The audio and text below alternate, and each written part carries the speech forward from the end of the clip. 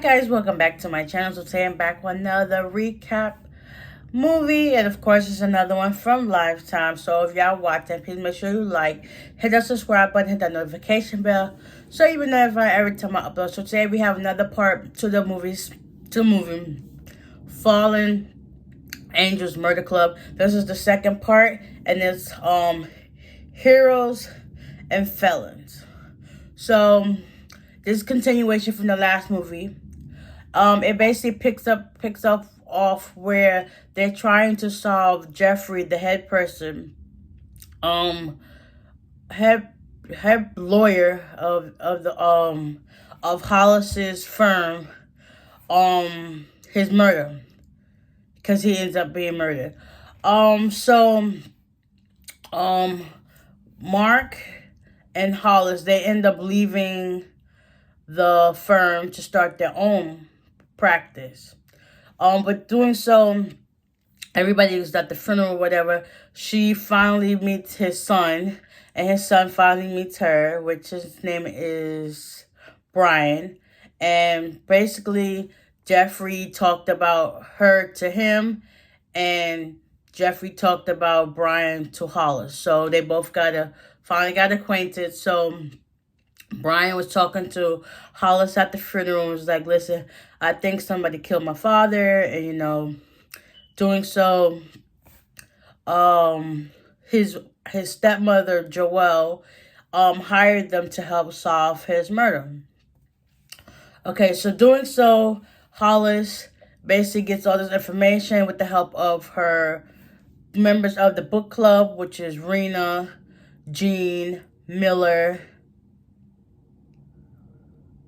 Abby, including her of Hollis, so that's the other four members. Wait, Rena, Jean, Abby, Miller, Hollis, Rory. Okay, yeah. So that's the other members because Rory is not dead. So now they both get all this information, and with doing so, finding out information, Hollis and Mark come across that Jeffrey had a offshore account with $5 million in it, and they're thinking like, where the heck did he get all this money from? But they're thinking like maybe he dibbled and dabbled in some, illegal activity and just had that money sitting there or whatever. So eventually they started getting mail from Jeffrey, and they got a book. So basically they were skimming through the book. Their book club kind of coincides with the murder so far. So they got this new book and they started reading it. Rena skimmed through it, and she seen like there was a coincidence into how Jeffrey was murdered. So they get that done. Hollis also helped give information to Detective Faber. Detective Faber has a crush on Hollis, so they in cahoots with finding out information and relaying information to each other, but they're kind of working like a partner without having a partner. Detective Lincoln, Dr. Faber's actual partner, is kind of like, they're like on the fence right now. And the lieutenant was talking to Faber and was like, listen, you gotta be there or whatever, be willing to open up, because your last partners was the same way. So you just gotta be open-minded and try to sorry guys, talking too much.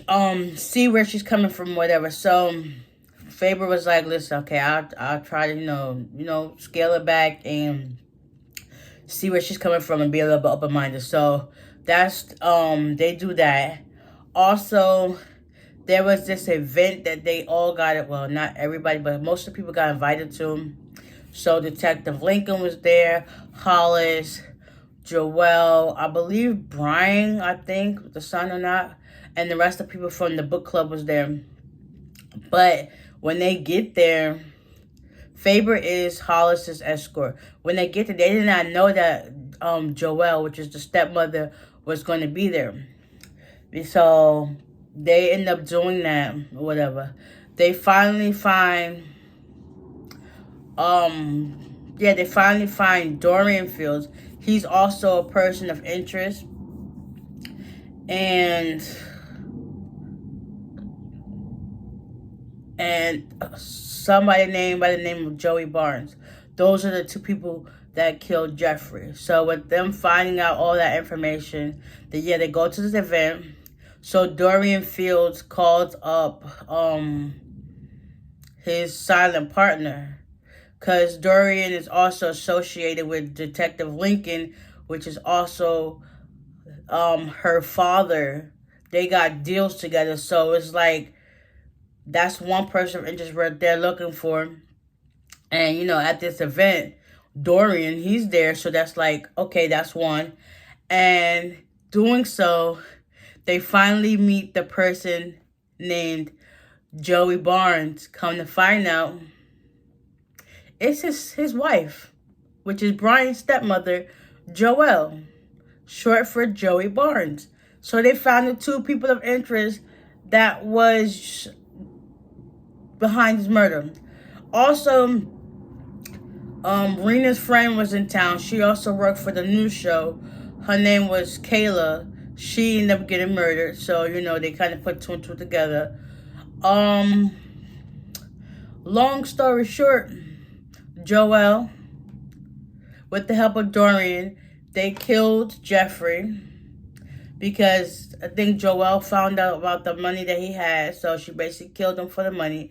Also, come to find out, Kayla, since she worked for the news company, she was the source behind this investigation scandal that they was trying to put together and put out. Jeffrey knew about it. That's how she ended up being in his contacts or whatever. And Joelle found that out, so she killed Kayla. Come to find out, Brian was the one who sent out the books and all the other information that helped the book club figure out his murder. Long story short, Dorian and Joelle, they both got arrested for the murders of Kayla and Jeffrey. Like, I'm not sure how long the movie's going to be out, but I hope you guys enjoyed this recap. Like, it felt like it was taking me forever to get to the point, but, I got to the point. So, the person who you least expected was the one who killed Jeffrey. Yeah, I know Brian's kind of happy that the case was solved, and he always had this feeling that maybe his stepmother killed his father, and his thoughts was right. Like, hopefully he's able to get that account with the offshore account with all that money in it. And he can live his best life and not have to worry about a care in the world. So, yeah, like that being said, I hope you guys enjoyed this recap of this movie. Y'all could probably check it out. I'm not sure how long they're going to have it up there, but you could check it out on a Lifetime app called Fallen Angels Murder Club, and it's Heroes and Felons, which is the second part. They also should have the first part, Friends to Die For.